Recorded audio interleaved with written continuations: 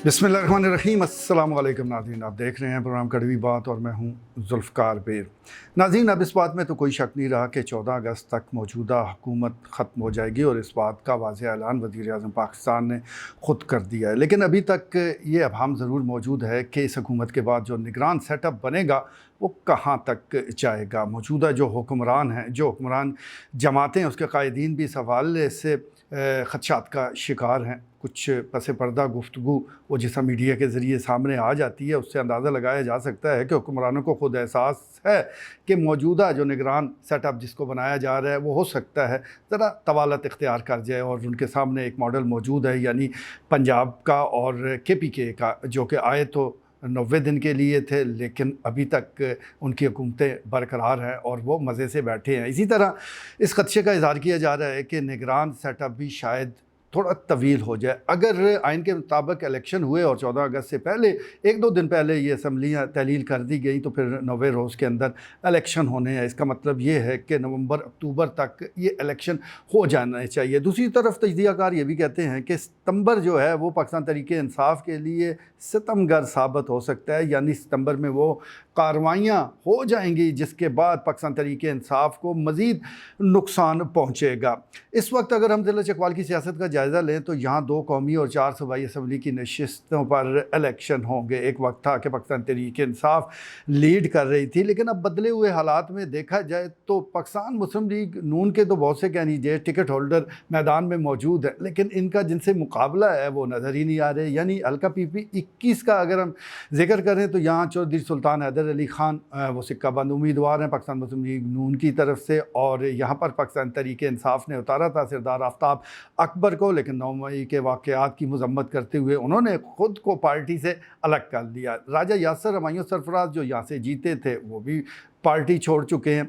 अब चौधरी अली नासर भट्टी जिनको ज़िली सदारत का ओहदा दिया गया और उम्मीद की जा रही है कि वो हल्का PP 21 पर उम्मीदवार होंगे, लेकिन वो किसी को नज़र नहीं आ रहे। नज़र भी कैसे आएँ, उनको तो पुलिस भी ढूंढ रही है, छापे भी पड़ रहे हैं, इसलिए वो मंजर से गायब है।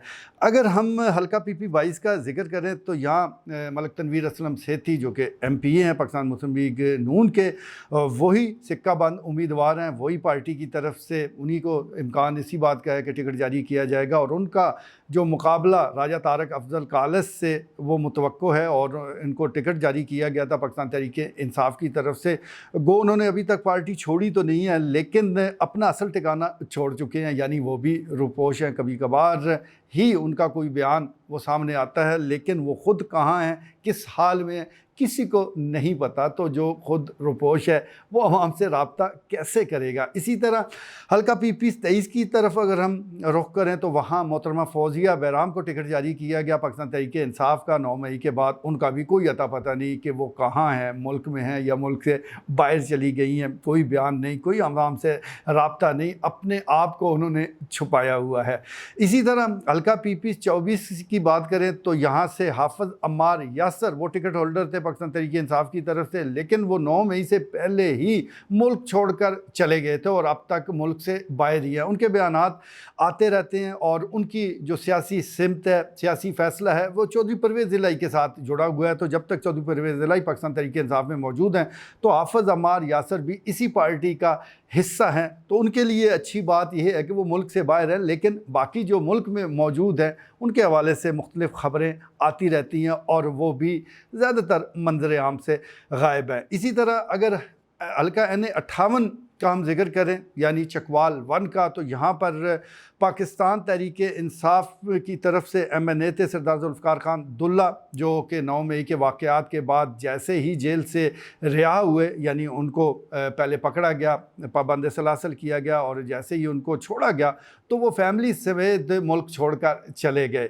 इसी तरह उनका जो मुकाबला हो सकता है तो वो मेजर ताहिर इकबाल है मुस्लिम लीग नून की तरफ से। मेजर ताहिर इकबाल और दीगर कोई और भी डार्क हार्स सामने आ सकता है। ऐसा पसे पर्दा कई ऐसी चीज़ें हो रही हैं जो शायद मंजर आम पर तो ना हो, लेकिन कई लोगों की ख्वाहिशात ज़रूर है। लेकिन मेजर ताहिर इकबाल मजबूत उम्मीदवार है मुस्लिम लीग नून की तरफ से, तो वो अपनी कैंपेन जारी रखे हुए हैं, जबकि सरदार जुल्फ़िकार अब्दुल्ला वो बैरून मुल्क बैठे हुए हैं, व्हाट्सएप पर ही लोगों से राब्ते में हैं। इसी तरह हल्का N59 यानी तलागंग का जिक्र किया जाए तो वहाँ पर पाकिस्तान मुस्लिम लीग नून के पास तो काफ़ी कैंडिडेट मौजूद हैं। शाहरोज़ टम्मन का जिक्र किया जा रहा है, ये सरदार मुमताज़ टम्मन की जगह इलेक्शन में हिस्सा ले सकते हैं, यानी नून लीग की तरफ से। इसी तरह सरदार ग़ुलाम अब्बास का नाम लिया जाता है, सरदार मंसूर हयात टम्मन वो भी ख्वाहिशमंद है। दीगर और कई ऐसे लोग हैं जो नून लीग का टिकट हासिल करना चाहते हैं। और दूसरी तरफ Pakistan Tehreek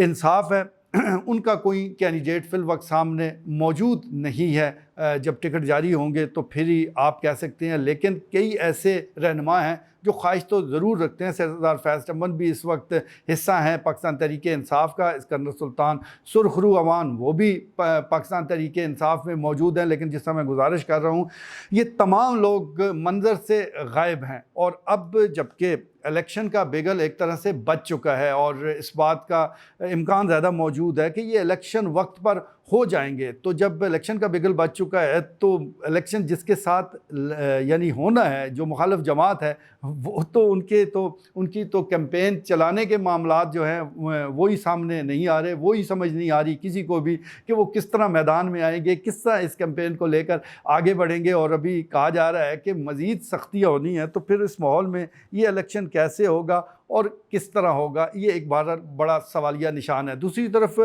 election commission of Pakistan भी तैयारियों में जुटा हुआ है। और इस सिलसिले में अगर हम ज़िला चकवाल की बात करें तो डिस्ट्रिक्ट इलेक्शन ऑफिस की तरफ से एक एलामिया जारी किया गया है कि वोट के इंदराज की जो तारीख़ है उसमें तौसीक़ कर दी गई है। अब 20 जुलाई तक आप वोट का इंदराज कर सकते हैं। और जिस तरह मैं गुजारिश कर रहा हूँ कि इस वक्त सबसे ज़्यादा जो दबाव का शिकार है वो पाकिस्तान तहरीक इंसाफ है, और जिसके चाहने वाले कभी सोशल मीडिया पर राज किया करते थे, लेकिन अब लाइक और कमेंट करते हुए भी डरते हैं। ऐसा बिल्कुल सामने नज़र आ रहा है कि एक वक्त था कि आप किसी तरीके इंसाफ के टाइगर को छेड़ देते तो फिर वो आपको छोड़ता नहीं था, और अब वो खामोश सा सहमा दबा है। ये सोशल मीडिया पर भी हमें नज़र आ रहा है। और जो ग्राउंड रियलिटीज़ हैं वो तो बिल्कुल इसी तरह है, यानी आम हालात में भी ये सिलसिला हमारे सामने है कि उनके जो वोटर सपोर्टर हैं वो छुपे हुए हैं।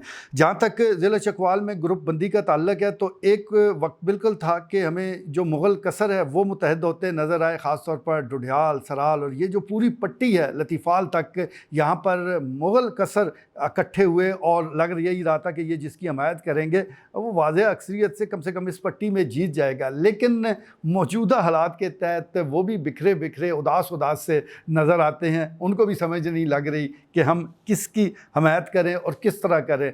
और तीसरा जो सबसे अहम नुक्ता महंगाई का है, यानी चलें जितनी मर्ज़ी सहूलतकारी कर लें, आवाम के पास जाना है। आवाम ने तो वोट उसी वक्त देने हैं कि जब उनको कोई सहूलत मिलेगी या उनको ये लगेगा कि जो हुकूमत 1.5 साल गुजार कर गई है उन्होंने उनके लिए बहुत कुछ किया है। लेकिन ऐसा लगता है कि सिर्फ यही किया है कि महंगाई में इजाफा, यानी जाते जाते आज भी ये खबर आ रही है कि बिजली की जो बुनियादी टैरिफ है उसमें 5 रुपये इजाफा किया जा रहा है। तकरीबन 5 रुपये पर यूनिट बिजली के बुनियादी टैरिफ में, जो इस वक्त भी 24 रुपये 82 पैसे है। गुज़श्ता साल ये तकरीबन 16 रुपये था, फिर ये 24 रुपये 82 पैसे पर पहुँचा, और अब 5 रुपये इजाफे के साथ आप अंदाज़ा कर सकते हैं कि ये कहाँ पहुँचेगा। ये बुनियादी टैरिफ है, कोई और वो चीज़ ऐसी नहीं है कि जो हर माह तब्दील होती रही, ये उसका हिस्सा बन जाएगा। यानी आपने इसको हर सूरत भुगतना है, ये पे करना ही करना है। इसी तरह चीनी की कीमतों में भी रिकॉर्ड इजाफा हुआ है। 150 रुपये पर केजी पर चीनी पहुंच चुकी है। यानी मीठा तो है, लेकिन